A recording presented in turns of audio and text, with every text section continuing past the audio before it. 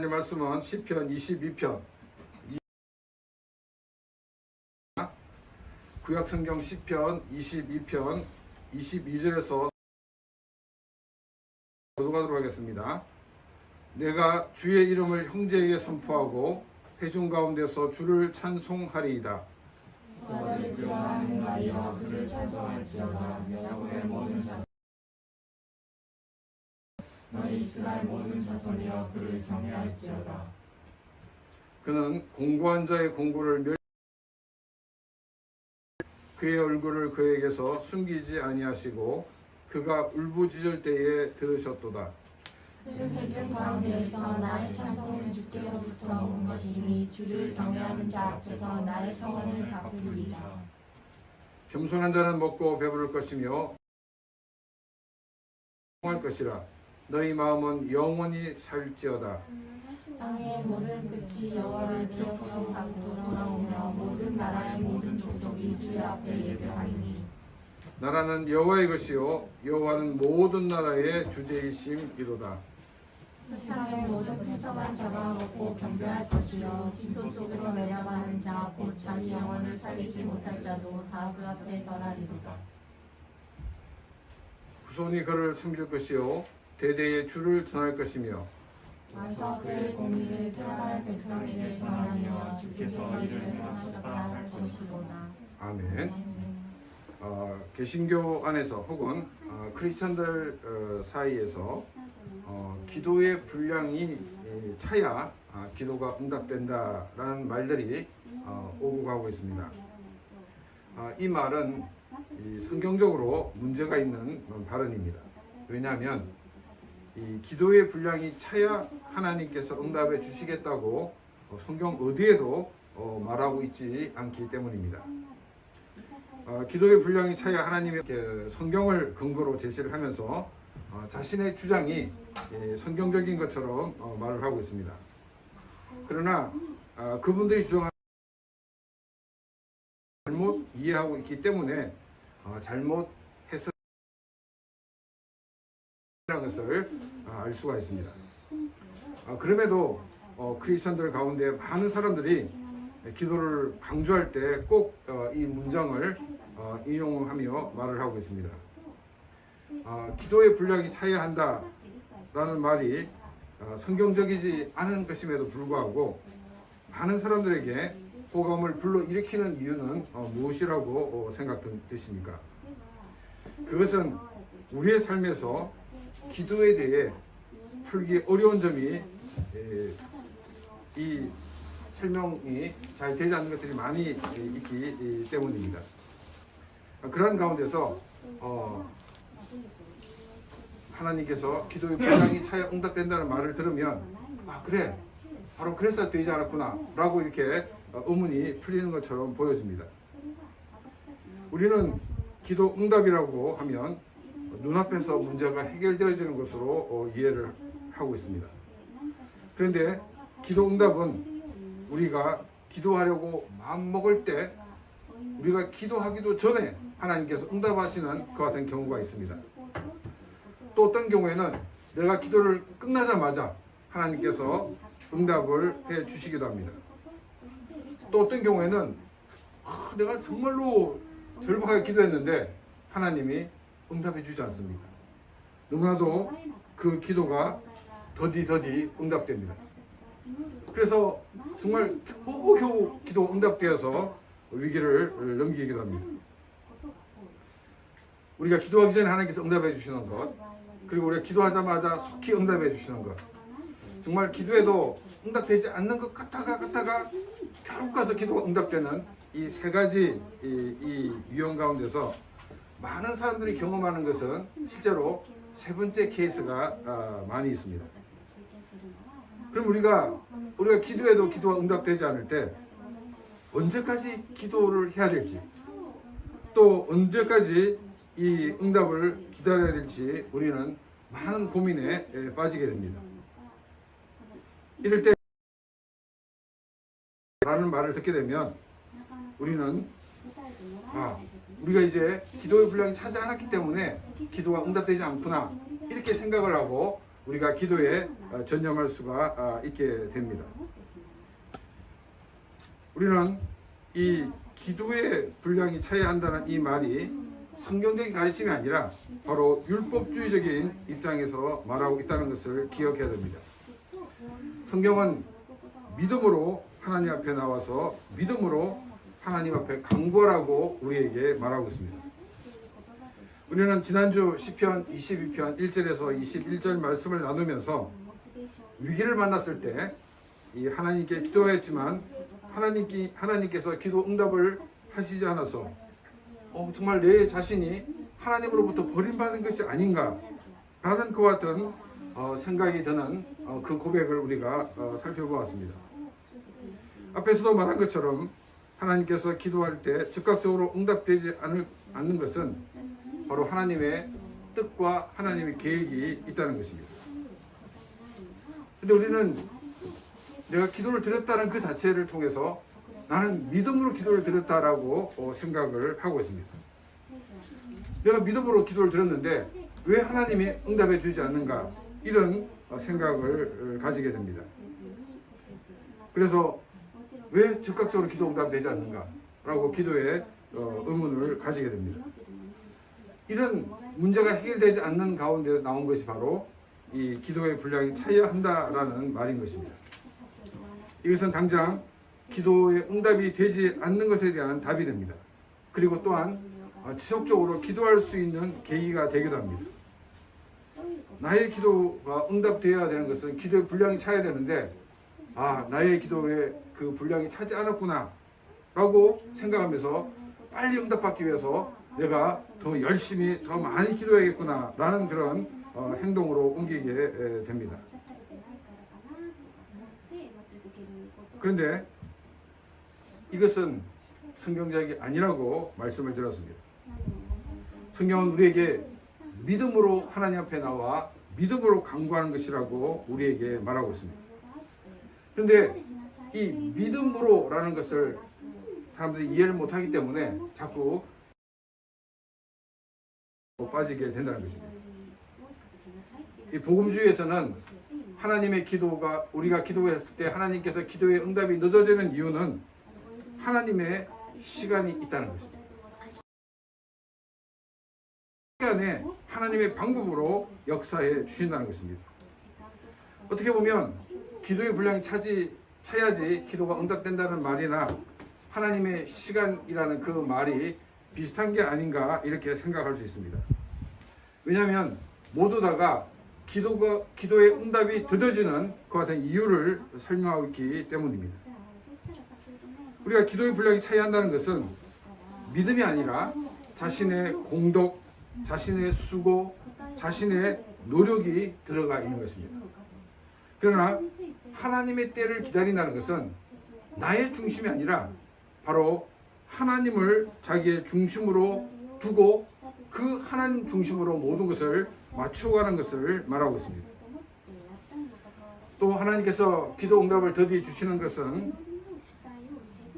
우리가 하나님의 은혜가 얼마나 중요한 것을 잘 모르기 때문에 그것을 알게 하시기 위해서 또한 응답을 더디 주신다라고 말씀을 드렸습니다. 우리는 하나님의 은혜의 가치를 알아야지만이 우리들이 얼마나 풍성한 하나님의 은혜 가운데 거하고 있는가를 알 수가 있게 됩니다. 그래서 하나님은 이 일을 위해서 때를 따라서는 우리의 기도를 더디 응답해 주시는 그런 경우도 있습니다. 오늘 본문 말씀은 이 절망 속에 하나님께 기도할 때 또 하나님이 기도 응답을 너무 더디해 주셔서 우리의 기도가 과연 하나님께 상달되었는가 되지 않았는가 의문을 가지고 있을 그때에 그럼에도 불구하고 믿음을 가지고 하나님께 기도할 때 일어나는 놀라운 역사를 기록하고 있습니다. 22절 말씀입니다. 내가 주의 이름을 형제에게 선포하고 회중 가운데서 주를 찬송하리이다. 이 시편 기자는 절망을 느끼는 상황이었지만 하나님의 약속의 말씀을 붙들고 기도하였습니다. 말씀과 기도를 통해 하나님께서 자신을 외면하지 아니하시고 또한 위기에서 구해 주실 것에 대한 확신을 가지게 되었습니다. 하나님의 대, 자신의 일어날 일에 대해 확신을 가지고 있기에 주의 이름을 형제들에게 선포하고 회중 가운데 주를 찬송할 것이라고 고백을 하고 있습니다. 여기서 형제란 믿음의 공동체 멤버들을 말하고 있습니다. 또 회중도 믿음 안에 있는 형제 자매를 말하고 있습니다. 지금 우리 시대의 표현으로 하면 교회에서 하나님의 위대하심을 말하겠다는 것입니다. 그리고 교회 앞에서 하나님을 찬양하겠다라고 고백을 하고 있습니다. 고난을 만나고 고난이 계속되면서 절망감에 빠질 수밖에 없었지만, 그러나 하나님의 말씀을 붙들고 기도할 때 하나님께서 왜 이런 시련을 만나게 하시는지 알게 되었기 때문에 담대히 말하며 또한 찬양을 돌릴 수 있게 된 것입니다. 기도가 응답되느냐 아니냐가 중요한 것이 아니라 이런 일들이 하나님께서 자신에게 관심을 가지고 계시기 때문에 생긴 일인 것을 알게 되었습니다. 하나님의 관심은 내 자신이 어떤 사람이 되느냐에 있습니다. 이런 과정을 통해서 성숙한 믿음의 사람이 되기를 하나님은 원하고 계십니다. 이런 과정을 통해 하나님만을 의뢰하는 사람이 되기를 원하신다는 것을 알게 됩니다. 상황이 바뀌어서 내 상황이 지금 어떻게 바뀌었는가를 믿음의 공동체에 말하는 것이 아닌 것입니다. 내 자신을 향한 하나님의 계획과 하나님의 인도하심을 알았기에 놀라우신 하나님의 은혜와 하나님의 역사하심을 교회에 말하지 않을 수가 없고 또한 하나님을 찬양하지 않을 수가 없다는 것을 말하고 있습니다. 23절 말씀입니다. 여호와를 두려워하는 너희여 그를 찬송할지어다. 야곱의 모든 자손이여 그에게 영광을 돌릴지어다. 너희 이스라엘 모든 자손이여 그를 경외할지어다. 시편 기자는 자기만이 하나님을 찬양하는 데서 이제 성도들로 하여금 하나님을 찬양하는 자리로 나오라고 초대를 하고 있습니다. 여기 야훼를 두려워하는 너희, 또 야곱의 모든 자손, 또 이스라엘의 모든 자손, 이 세 가지 명칭은 모두 하나님을 믿는 믿음의 공동체를 향한 명칭입니다. 찬양하고 영광을 돌리고 하나님을 경외하라고 선포하고 있습니다. 시편 기자는 왜 자신의 그 혼자만의 문제였던 것을 공동체에 확대시켜 나가면서 하나님을 선포하고 또한 하나님을 찬양하라고 말하고 있을까요? 사람마다 처한 환경이 다르고 직면한 문제도 다 다릅니다. 그렇지만 하나님은 동일하신 뜻을 가지고 한 사람 한 사람을 인도하고 계시기 때문입니다. 나만 관심을 가지고 있는 것이 아니라 성도 한 사람 한 사람 모두에게 하나님은 관심을 가지고 계십니다.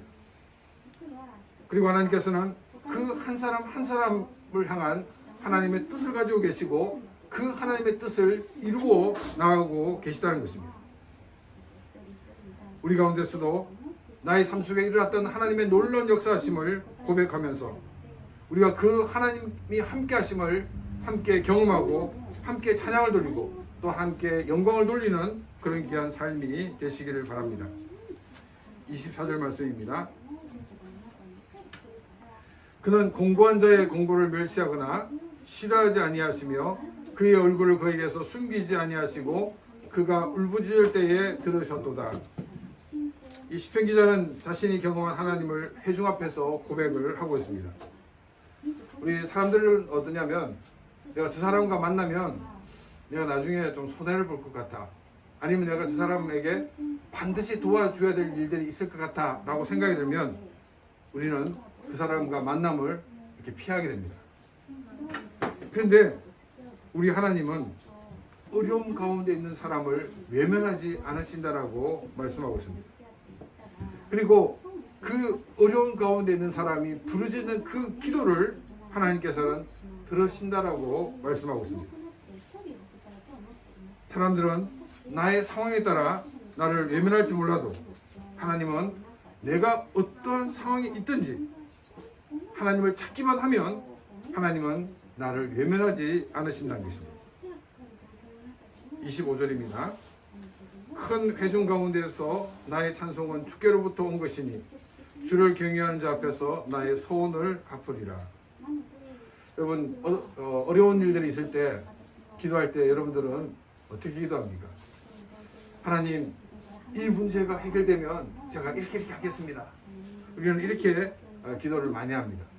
그런데 그 어려운 문제가 해결되고 나면 내가 어떻게 기도했는지도 잊어버리고 시간이 지납니다. 그러다 또 어려운 일을 만나게 되면 또 다시금 하나님, 제가 하나님 응답해 주시면 이렇게 살겠습니다 라고 기도를 합니다.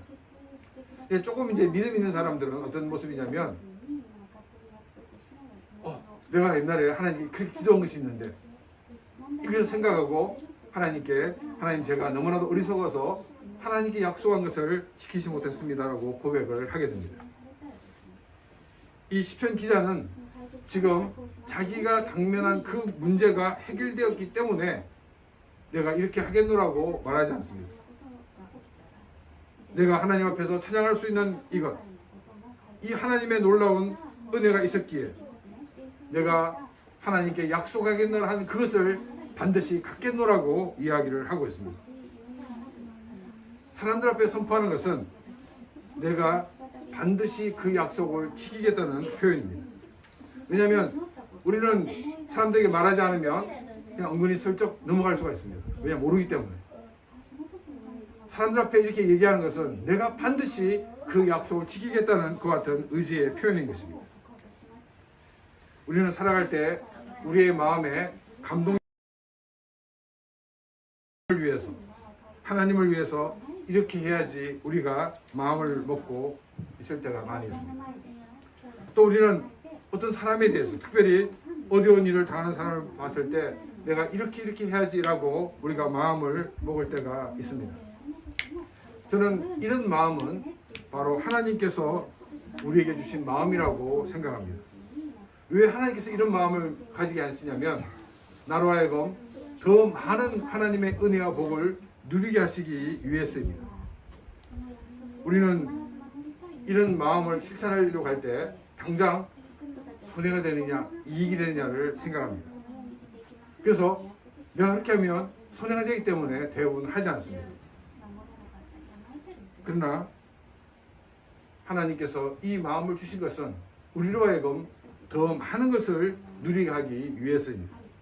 분명히 내 계산상으로는 마이너스이지만 그러나 내가 그 마음을 실천하게 될 때 하나님은 나에게 유익이 되게 하시고 더 큰 은혜와 복을 주신다는 것입니다. 하나님이 나에게 주신 그 마음을 우리가 잃어버리지 않고 그 마음을 우리의 삶에 실천하여서 더 풍성한 하나님의 은혜와 복을 누리는 그런 귀한 삶이 되시기를 바랍니다. 26절 말씀입니다. 겸손한 자는 먹고 배부를 것이며 여호와를 찾는 자는 그를 찬송할 것이라. 너희 마음은 영원히 살지어다. 여기 26절에 겸손한 자가 나오는데 이 겸손한 자는 누구를 말하고 있을까요?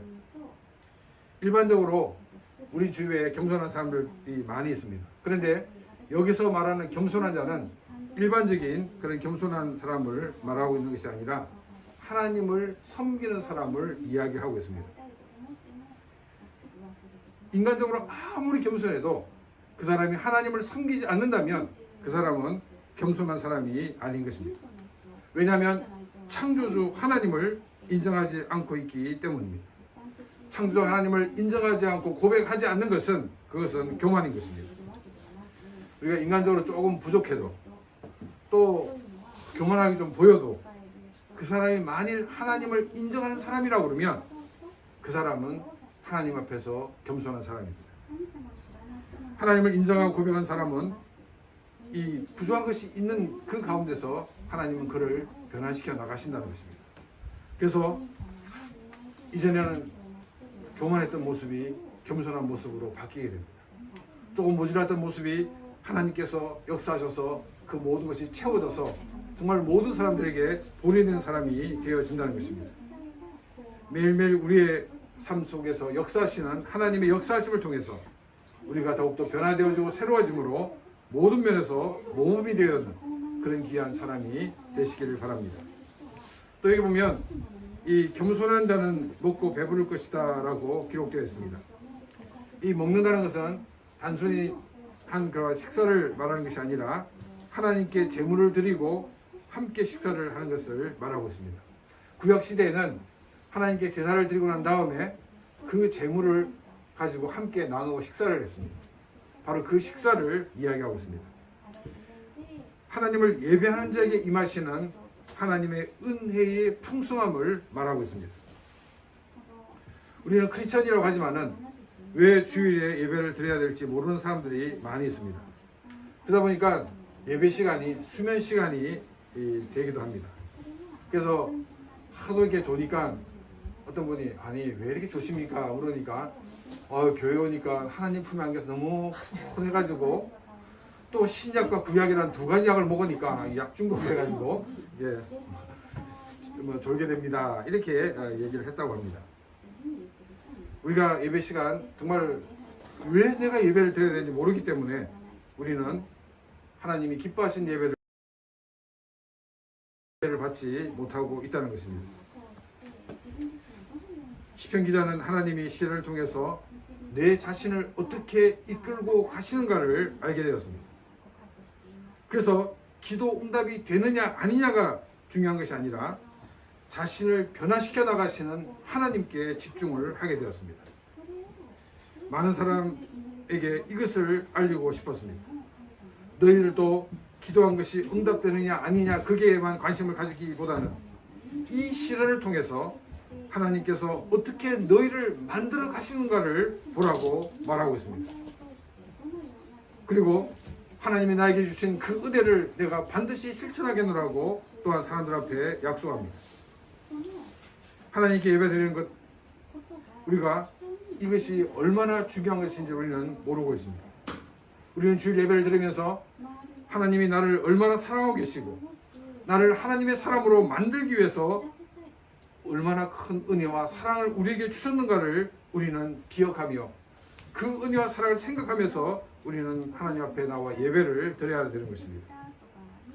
이것은 예배에 회복이 있다는 것을 보여주고 있습니다. 야훼를 찾는 자는 그를 찬송할 것이라고 말씀하고 있습니다. 이 말씀은 예배의 본질을 우리에게 말하고 있습니다. 예배는 야훼 하나님을 만나는 것입니다. 그래서 야훼 하나님을 찾을 때 우리는 그 하나님을 만날 수 있다라고 분명히 말씀하고 있습니다. 우리의 삶에서 나를 향한 하나님의 뜻을 발견하고 우리가 감사한 마음으로 하나님께 예배하는 삶이 되시기를 바랍니다. 이 예배를 통해서 하나님을 만나는 그런 귀한 시간이 되시기를 바랍니다. 우리가 하나님을 사모하는 마음을 가지고 있으면 하나님은 반드시 우리가 만나 주신다라고 말씀하고 계시다는 것입니다. 그래서 우리는 있는 삶이 되시기를 바랍니다. 정말 엉은이 잡던 우리의 마음이 풀어지는 그런 귀한 역사가 있기를 바랍니다. 미워하던 사람을 이제 우리가 미워하지 않는 그런 놀라운 역사를 체험하는 시간이 되시기를 바랍니다. 기쁨이 회복되어지고 또한 감사가 회복되어지는 놀라운 역사가 있는 그런 예배를 경험하는 우리의 삶이 되시기를 바랍니다. 주일 예배를 참석하면서 우리는 예배가 회복되며 하나님을 만남으로 하나님이 주신 은혜로 더 풍성한 그런 귀한 삶이 되시기를 바랍니다. 27절 말씀입니다. 땅의 모든 것이 여호와를 기억하고 돌아오며 모든 나라의 모든 족속이 주의 앞에 예배하리니 하나님의 은혜를 받은 사람들은 이제 세계를 품은 사람이 됩니다. 세계의 모든 민족이 하나님 앞으로 나와 하나님을 예배하는 놀라운 비전을 가지고 기도하면서 이를 위해 헌신하는 삶을 살아야 한다는 것입니다. 우리 교회 이름이 후쿠오카 안디옥 교회입니다. 이 후쿠오카라는 것은 우리가 후쿠오카 있기 때문에 후쿠오카라는 명칭을 우리가 붙였고 이 안디옥 교회라고 할 때 이 안디옥은 성경에 나와 있는 지명 이름입니다. 이 안디옥 교회가 저희 교회 롤 모델로 삼고 있기 때문에 안디옥 교회라고 이렇게 이름을 지었습니다. 이제 지난주에 코로나 때문에 안디옥 교회 문제가 많이 생겼다고 합니다. 그래가지고 막 전화가 와서 너 이거 시아버지 안디옥 교회는 같은 거 아니니? 이렇게 했다고 합니다. 안디옥이라는 이름을 많이 쓰고 있습니다. 그런데 이 성경에 보면 바울과 실라를 바로 안디옥 교회입니다. 우리 교회를 통하여 일본 12의 교회를 개척하는 교회가 되기를 원합니다. 그래서 우리 교회를 통해서 정말 이 일본 땅에 그리스도를 알고 그리스도를 고백하고 그리스도를 찬양하는 그런 놀라운 역사가 있기를 소망하는 마음에서 그 이름을 지었습니다. 또한 우리 안디옥 교회는 일본을 넘어서 세계 복음이 필요한 곳에 어디든지 선교사를 파송하는 교회가 되는 비전을 가지고 이 안디옥 교회라고 이름을 지었습니다. 우리도 이런 비전을 가져야 됩니다. 이건 교회만의 비전이 아니라 우리 모든 크리스찬들의 비전입니다. 이제 예찬이하고 얘기를 하다 보니까 그 교회는 평신도 교육으로 이 선교 교육을 한다고 합니다. 우리는 이제 선교 교육을 하지 않지만은 정말 매일매일 우리가 선교의 마인드를 가지고 우리는 살아야 합니다. 내가 비록 선교사는 아니지만은 나는 평신도 선교사라는 그런 우리가 분명한 믿음을 가지고 우리가 이 땅을 살아가면서 많은 사람들이 주님 앞에 돌아오는 그것을 꿈꾸며 살아가는 그런 귀한 삶이 되시기를 바랍니다. 28절 말씀입니다. 나라는 여호와의 것이요 여호와는 모든 나라의 주제이심이로다. 우리가 열방을 품은 크리스찬이 되어야 하는 이유를 말하고 있습니다. 이 지구상에 존재하는 모든 나라는 야훼 하나님의 것이란 것입니다. 또한 지구상의 이 각 나라의 통치자가 나라를 통치하는 것이 아니라 하나님께서 각 나라의 모든 것을 통치하신다라고 성경은 우리에게 말하고 있습니다. 그럼 여기서 의문이 듭니다. 아니 지금 이 지구가 얼마나 복잡합니까? 러시아에 누구만 없더라면 좀 우리가 이 연료비도 안 올라가고 좀 경제가 안정될 텐데, 또 어느 나라에 누구가 지도자가 아니었으면 더 좋을 텐데, 이런 마음들이 듭니다. 그럼 왜 하나님께서 그런 이상한 지도자를 세우냐는 것입니다. 그래서 그 나라만의 문제가 아니라 모든 세계 사람들이 이런 어려움을 겪어야 되는가 하는 일입니다. 과거 같으면 힘 있는 사람이 나라의 지도자가 되지만 지금은 힘으로만 그 나라를 통치하는 지도자가 될 수가 없습니다.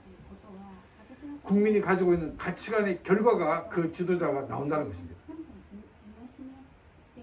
예를 들어서 우리는 지금 이 조작에 의해서 또 폭력에 의해서 할 수 없이 우리가 그 사람을 세울 수밖에 없었습니다라고 말하지만은 조작한 것이 아닙니다. 한 사람이 전 국민을 대상으로 폭력을 휘두른 것이 아닙니다. 조작할 때 그 조작에 동참한 사람들이 있습니다. 폭력을 행할 때 그 폭력에 동참한 사람들이 있습니다. 또한 그 폭력이 일어나는 것을 내 일이 아니기 때문에 묵인하는 것 같은 사람들도 많이 있습니다. 조작에 대해서 나하고 직접 상관이 없기 때문에 혹시 그 조작이 나에게 유익이 되기 때문에 내가 아무 소리 하지 않고 묵인하는 사람들이 있습니다. 또한 그 불의를 보고서도 아무 문제를 제기하지 않는 그런 사람들 또한 있습니다. 그 결과로 이상한 지도자가 세워진다는 것입니다.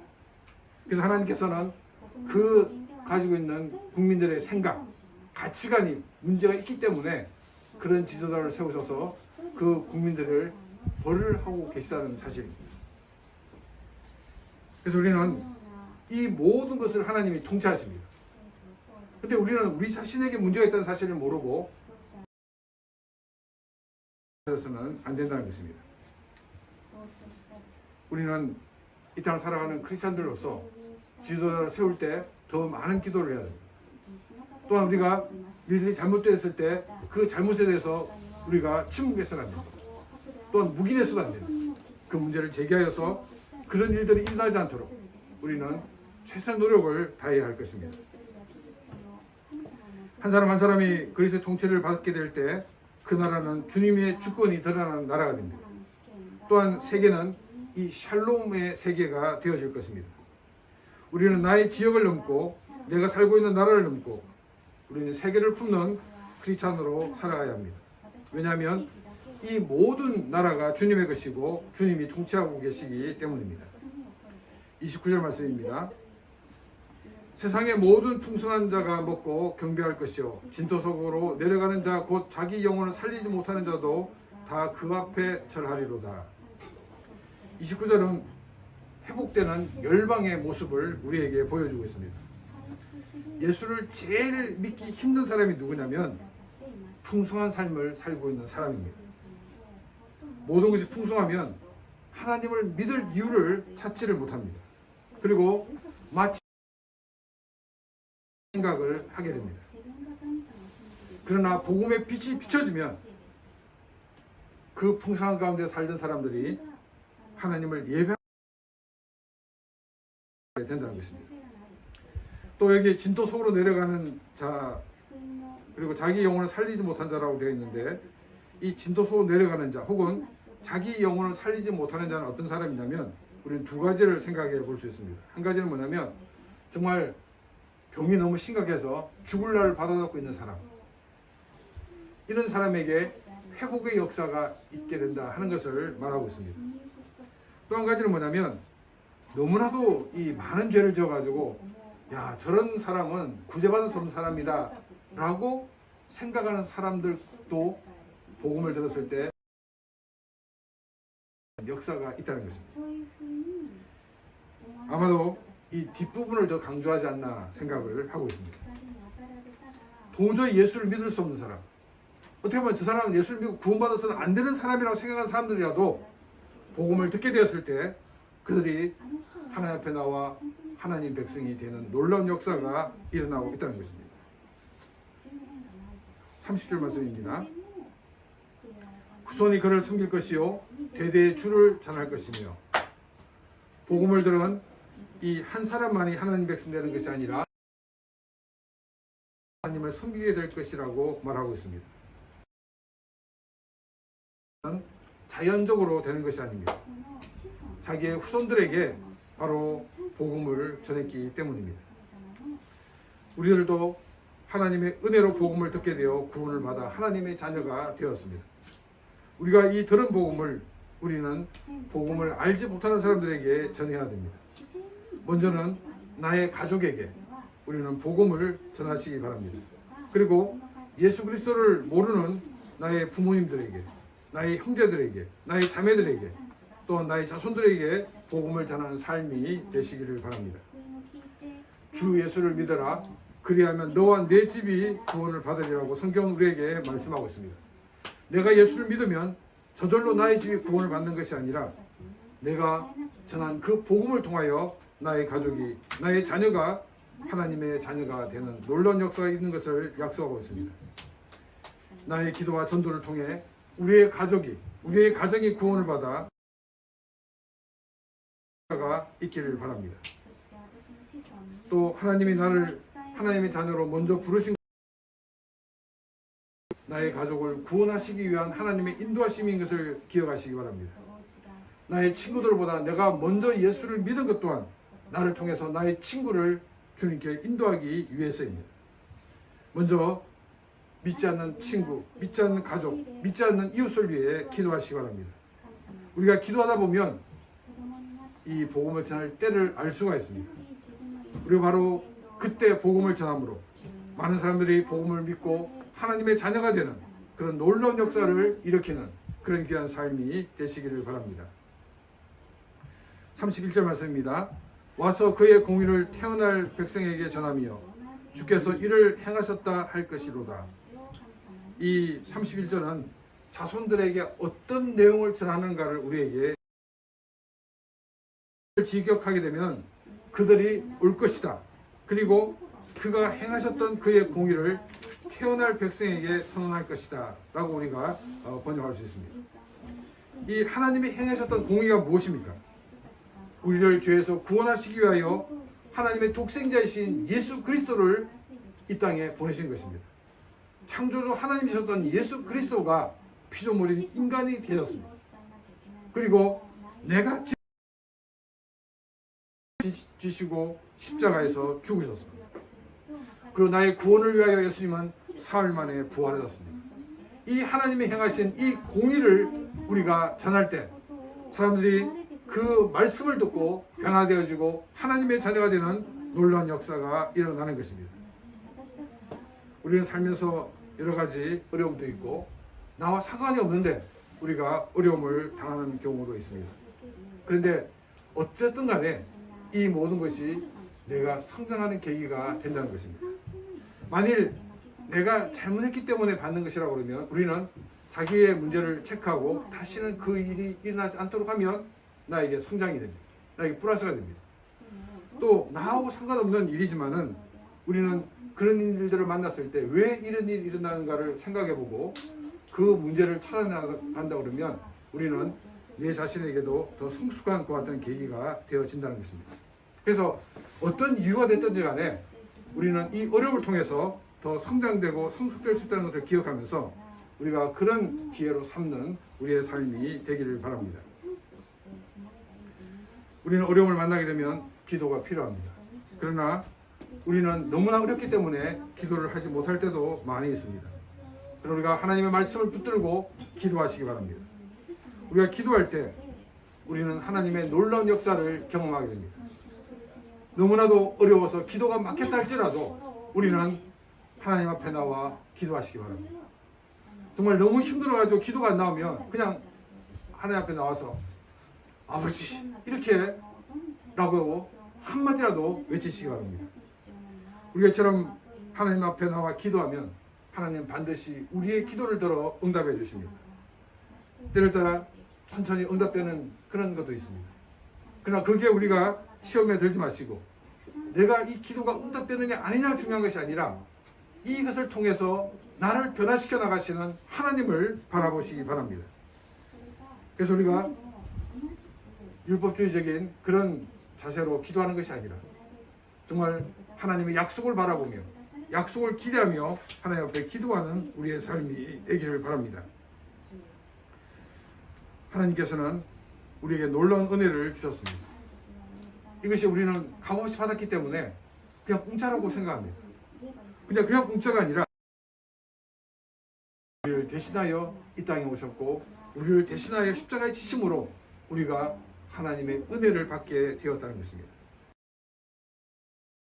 은혜의 가치를 늘 생각하며 감사하며 하나님 앞에 나오는 그런 귀한 삶이 되기를 바랍니다. 또 우리가 이런 여러 가지 문제를 통해서 나를 성숙시키시는 하나님을 기억하면서 우리들이 이 문제를 통해서 하나님이 나의 어떤 면을 고치기를 원하는 걸 찾는 시간이 되시기 바랍니다. 그래서 더 성장되고 성숙한 삶이 되기를 바랍니다. 우리는 나에게 이익이 되는 사람하고는 굉장히 관계를 가지려 하고 내가 조금이라도 손해가 되면 우리는 그것을 그 사람과 관계를 끊으려고 합니다. 그런데 우리 하나님은 내가 어떠한 상황이 있든지 내가 하나님을 찾기만 하면 나를 만나주시고 나의 모든 기도를 응답해 주시는 하나님이십니다. 우리는 이 하나님을 바라보면서 살아가는 삶이 되기를 바랍니다. 또 하나님이 나에게 주신 이 마음을 우리가 잊어버리지 않고 그래서 하나님이 약속하신 그 풍성한 삶을 살아가는 우리의 삶이 되시기를 바랍니다. 또 우리는 더 나아가서 세계를 품은 그런 크리스천으로 사는 삶이 되기를 바랍니다. 그래서 나를 통해서 이렇게 훈련시키시는 것은 나를 통해서 많은 사람들을 주님께 인도하기 위해서임을 기억하면서 나의 하는 일들을 통해서 또 나의 이웃을 위해서 나의 가족을 위해서 기도하는 삶이 되시기를 바랍니다. 그래서 열방이 하나님 앞에 돌아오는 그런 귀한 역사를 감당하는 복된 삶이 되시기를 바랍니다. 하나님의 큰 그림을 바라보며 믿음 안에서 승리하는 그런 귀한 삶이 되시기를 바랍니다.